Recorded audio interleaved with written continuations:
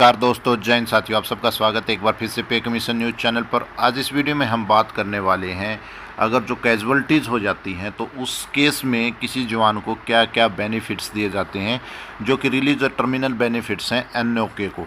जो यानी कि जब जवान शहीद हो जाता है, कैसे भी वो शहीद होता है, युद्ध के दौरान, ऑपरेशन के दौरान, या फिर घर पर कैजुअल्टी किस तरीके से होती है, उसके ऊपर डिपेंड करता है कि उसको क्या क्या मिलने वाला है।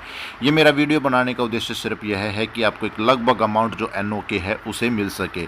इसे कहीं अथॉरिटी के तौर पर आप यूज़ नहीं कर सकते हैं। एक लमसम अमाउंट है, ये ऊपर नीचे हो सकता है, कैजुअल्टी के ऊपर डिपेंड होता है, हालात के ऊपर डिपेंड होता है, और फिर उसकी सिचुएशंस क्या, उसके हिसाब से पैसा दिया जाता है।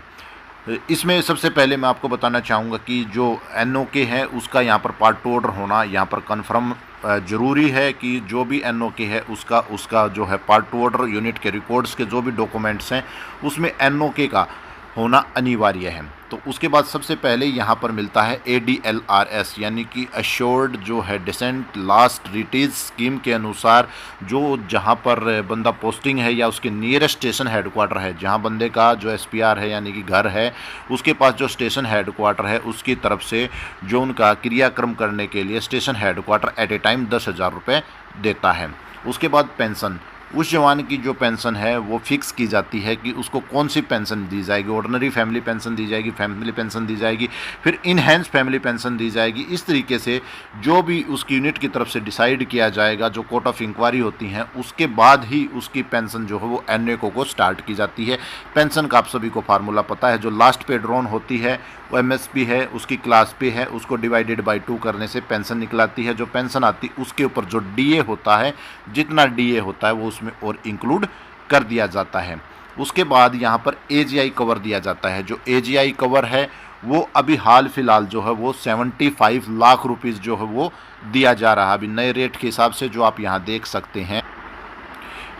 ये जो एक AGI का जो अभी लेटेस्ट नोटिफिकेशन 22 अप्रैल 2025 को जारी किया गया था, जिसमें जो रेट ऑफ सब्सक्रिप्शन है वो AGIF के जो हैं बढ़ा दिए गए थे।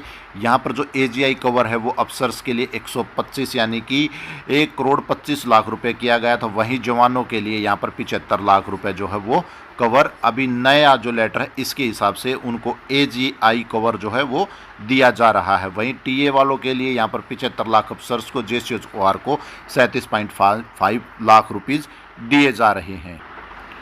देन इसके बाद बात करते हैं AGI मेच्योरिटी की, यानी कि मेच्योरिटी जो आपकी होती है वो सब डॉक्यूमेंट्स हैं जो AGI के मैट 6 MOD में भेज दिए जाते हैं, जो रिकॉर्ड ऑफिस इन डॉक्यूमेंटों को भेजता है।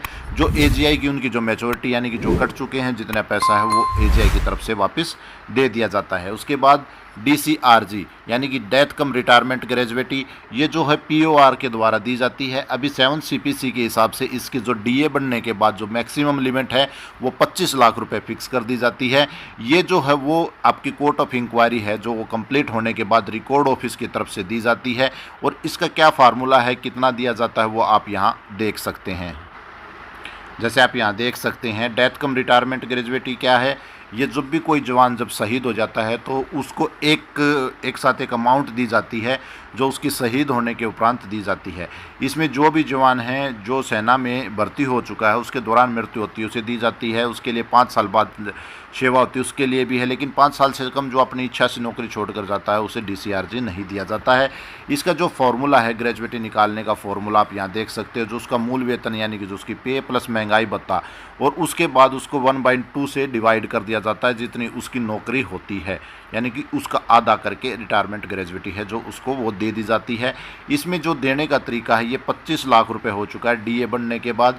यहाँ पर जिसकी नौकरी 1 साल से कम हो उसकी वेतन का 2 गुना दिया जाता है, 1 से 5 वाले जो उसको 6 गुना दिया जाता है, वही 5 से जिसकी 20 साल नौकरी उसको 12 गुना उसके वेतन का दिया जाता है। और 20 साल से ज़्यादा जिसकी नौकरी है अधिकतम, उसके लिए 25 लाख रुपये यहाँ पर ये जो मैक्सिमम है वो लिमिट रखी गई है। और ये 25 लाख रुपए जो भी दिए जाते हैं या कम दिए जाते हैं, ये सब कुछ जो है वो टैक्स फ्री अमाउंट होती है, इस पर आपको कोई भी टैक्स देना नहीं होता है।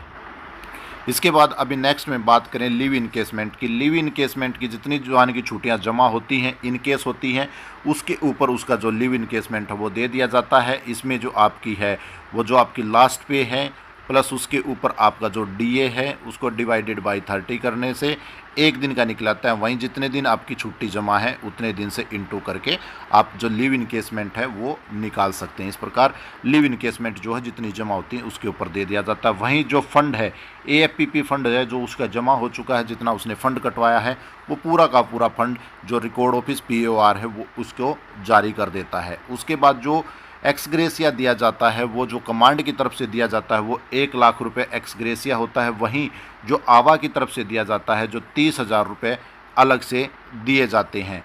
उसके बाद जो डिमाइस ग्रांट होती है ये 9,000 रुपये जो है वो स्टेशन हेडक्वार्टर की तरफ से फिर से दिए जाते हैं। उसके बाद जो DLI डेथ कम लाइफ इंश्योरेंस है ये एज़ पर प्लान, जो बंदे ने अगर कोई प्लान ले रखा है उसकी कोर्ट ऑफ इंक्वायरी अगर कंप्लीट होती है उसके बाद उसको जो है डेथ कम लाइफ इंश्योरेंस जो है उसका वो POR के द्वारा दिया जाता है। उसके बाद बात करें एक्स ग्रेसिया की, तो एक्स ग्रेसिया हर जगह पर भिन्न भिन्न होता है। जैसे आप देख सकते हैं कि एक्स ग्रेसिया जो वो हर जगह अलग अलग होता है। ये जो है आपकी गवर्नमेंट, जहाँ गवर्नमेंट है वो डिसाइड करती है कि एक्स ग्रेसिया कितना दिया जाता है। जैसे दिल्ली में हाल फिलहाल अभी 1 करोड़ रुपए एक्स ग्रेसिया दिया जा रहा है। तो जहाँ पर डेथ होती है बंदे की, जो जवान शहीद होता है, वहाँ पर जो एक्स ग्रेसिया होता है उसे डिसाइड किया जाता है किस प्रकार के डेथ हुई है, उसके लिए कोर्ट ऑफ इंक्वायरी होती है। वो फाइनल होने के बाद ये जो है वो इसको एक्स ग्रेसिया को पास किया जाता है। तो डिपेंड करता है, अभी दिल्ली में जैसे हाल फिलहाल 1 करोड़ रुपए एक्स ग्रेसिया दिया जाता है। उसके बाद बात करते हैं डीएसपी इंश्योरेंस की, यानी कि जो आपका डीएसपी अकाउंट इंश्योरेंस था अब उसे बैंकों की तरफ से बढ़ा दिया गया है और इसे 50 लाख से बढ़ाकर 1 करोड़ कर दिया गया है। वहीं एयर एक्सीडेंटल कवर जो था उसे बढ़ाकर 1.5 करोड़ रुपीज़ जो कर दिया गया है। इसमें भी ये MOU साइन हो चुका है और ये MOU जो है अभी 2028 तक एप्लीकेबल रहने वाला है। उसके बाद जो भी बंदा शहीद होता है उसकी तरफ से जो अपने यूनिटें हैं वो अगर कंट्रीब्यूट करके देती हैं तो अलग से NOK के अकाउंट में एक फाइनेंशियल असिस्ट भी दिया जाता है। इसके अलावा जो यूनिट के द्वारा जो दिया जाता है वो अलग से है। तो इस तरीके से ये एक मोटा मोटा खाका तैयार किया गया है कि जिसमें बताया गया है कि NOK को कि क्या क्या बेनिफिट्स जो हैं वो दिए जाते हैं। जैसे एक बार फिर से मैं बता देता हूँ आपको, जो ADLRS है ये स्टेशन हेडक्वार्टर की तरफ से दिया जाता है। AGI और AGI मैच्योरिटी ये दोनों AGI की तरफ से दी जाती हैं। पेंशन जो है आपकी वो POR जो है आपका रिकॉर्ड ऑफिस इसको पेंशन के लिए सबमिट करता है आपके PCDO में। PCDO पुणे PCDO जो आपका पेंशन PCDO P जो इलाहाबाद है वहाँ पर आपको इसके लिए संपर्क करना पड़ता है। जो आजकल स्पर्श ऐप है उसके द्वारा इसको जारी किया गया है। स्पर्श ऐप से पेंशन जो है विद इन 1 महीने के अंदर अंदर शुरू हो जाती है। तो इसमें आपको अकाउंट बनवाना होता है और वहाँ पर आपको डॉक्यूमेंट्स लगवाने होते हैं। डेथ कम रिटायरमेंट ग्रेजुएटी है, ये भी आपको जो है रिकॉर्ड ऑफिस इसके ऊपर कोर्ट ऑफ इंक्वायरी कंप्लीट होने के बाद POR के द्वारा ये आगे सबमिट किया जाता है। लीव इनकेसमेंट ये भी रिकॉर्ड ऑफिस POR का काम है। AFPP फंड ये भी आपका जो है AFPP फंड वगैरह सब कुछ रिकॉर्ड ऑफिस POR का काम है। एक्स ग्रेसिया जो दी जाती है ये जहाँ बंदा पोस्टिंग था जिस कमांड के, ये दोनों चीज़ें जो हैं आपकी आवा कमांड के थ्रू जो है वेलफेयर ऑफिस की तरफ से ये दोनों राशियाँ दी जाती हैं। डिमाइस ग्रांट जो है आपकी जो स्टेशन हेडक्वार्टर है वो डिमाइस ग्रांट आपकी इसमें जो है पास करता है। उसके बाद जो DLI है जो डेथ कम लाइफ इंश्योरेंस है, जहाँ पर बंदे ने इंश्योरेंस करवा रखे हैं वहाँ से इसके लिए दिया जाता है। वहीं DSP अकाउंट के विद इन 30 डेज़ आपको क्या है आपके जहाँ पर बंदे का अकाउंट था उस वहाँ पर बैंक में जाकर आपको इन्फॉर्म करना होता है विद इन 30 डेज़ के अंदर, जिसमें आपको डेथ सर्टिफिकेट साथ में लेके जाना अनिवार्य होता है। वहाँ पर जाकर बताने से ये भी आपका 30 से 50 दिन के अंदर अंदर ये क्लेम पास हो जाता है और अकाउंट में क्रेडिट कर दिया जाता है। उसके बाद जो यूनिटें हैं फाइनेंशियल असिस्ट करती हैं जो कि यूनिट में या फिर डायरेक्ट NOK अकाउंट में डाल दिया जाता है। इस तरीके से ये सारा पैसा जो हो NOK को दिया जाता है। इसमें कुछ FDयाँ बना दी जाती हैं AGI की तरफ से। अगर डिपेंडेंट बच्चे हैं तो जब तक वो मैच्योरिटी होते हैं, बच्चे जब तक 18 साल को क्रॉस नहीं करते हैं जब तक वो FDयाँ उनके अकाउंट में बनाकर उनको दे दी जाती हैं। इस प्रकार इसके अलावा कुछ और भी बेनिफिट्स हो सकते हैं जो इस वीडियो में नहीं बताए गए हैं। ये एज ए एग्जाम्पल के तौर पर बताया गया ताकि NOK को पता लग सके कि कौन सी अमाउंट कहाँ से दी जाती है। तो आशा करूँगा ये वीडियो आपके लिए कुछ जानकारी पूर्वक रही होगी। वीडियो को ज़्यादा से ज़्यादा शेयर करें, चैनल को सब्सक्राइब करें। इसी के साथ जय हिंद, जय भारत।